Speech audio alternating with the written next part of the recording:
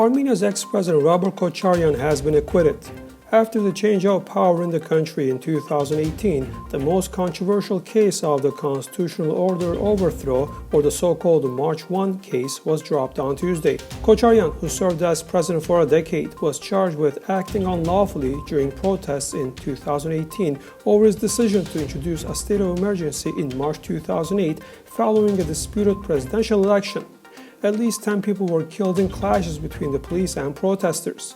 Thus, based on the decision of the Constitutional Court to declare Article 301.1 of the Criminal Code unconstitutional and invalid, the Court of First Instance of Yerevan terminated the criminal prosecution against 4 former senior officials accused under this article.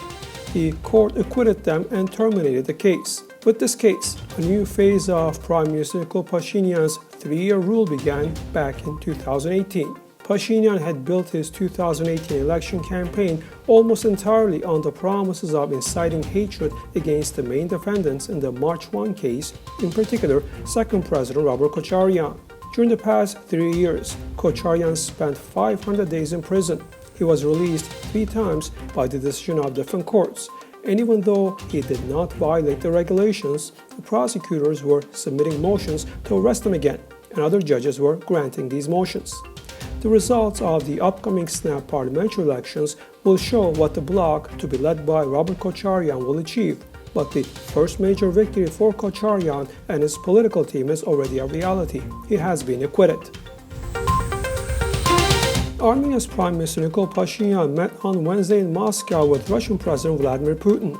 The leaders of the two countries discussed strategic issues on the agenda of Armenian-Russian relations, in particular trade and economic ties, energy, security, strategic investments, healthcare. During the meeting, Putin noted that the volume of trade between Russia and Armenia, which has decreased due to the COVID-19 pandemic, can be restored and increased soon. Meanwhile, Pashinyan proposed to build a new nuclear power plant in Armenia with the participation of Russia. The Russian president, in turn, noted that the restoration of trade and economic ties and transport routes in Nagorno-Karabakh is the most important task of post-conflict reconstruction in the region and the development of Armenia.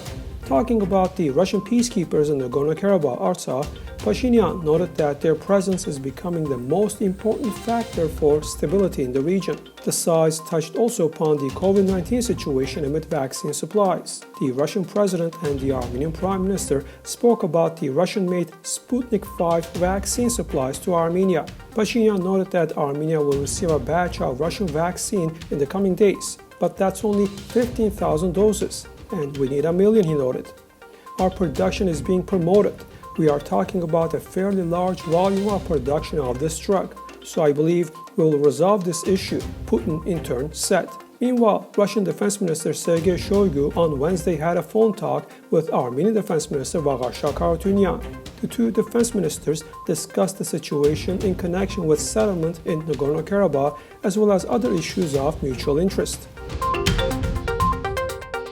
The Azerbaijani side has transferred another dead body to the Armenian side in Artsakh, Nagorno-Karabakh. According to preliminary data, the dead soldier was a participant in the recent hostilities in Artsakh. The total number of dead bodies found or transferred to the Armenian side from the areas now outside Artsakh's jurisdiction ever since the ceasefire last November is now 1,530, and according to preliminary data, 27 of them are of civilians. A women's action of protest initiated by the opposition veto movement of Armenia took place in Yerevan on Wednesday. These women marched from Charles Square to the main government building. They tried to enter the building, and as a result, clashes occurred between the police and these protesters. 15 citizens were apprehended at the government building courtyard. During the protest, police officers even tried to apprehend Vartu Ishkhanyan, wife of Vazgen Manukyan, the opposition Homeland Salvation Movement's candidate for prime minister. Police were pulling Ishkhanyan from her hands and neck, but they let her go after being reproached and shamed by the other demonstrators.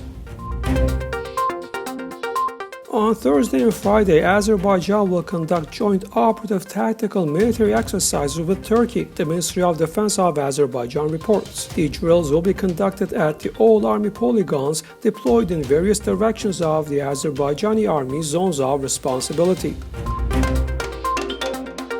As of Wednesday morning, 1,025 new cases of COVID-19 were confirmed in Armenia, and the total number of these cases has now reached 198,898 in the country. Also, 20 more deaths from the coronavirus were registered, making a respective total 3,647 cases. The number of people who have recovered over the past one day is 626, and the total respective number so far is 178,227.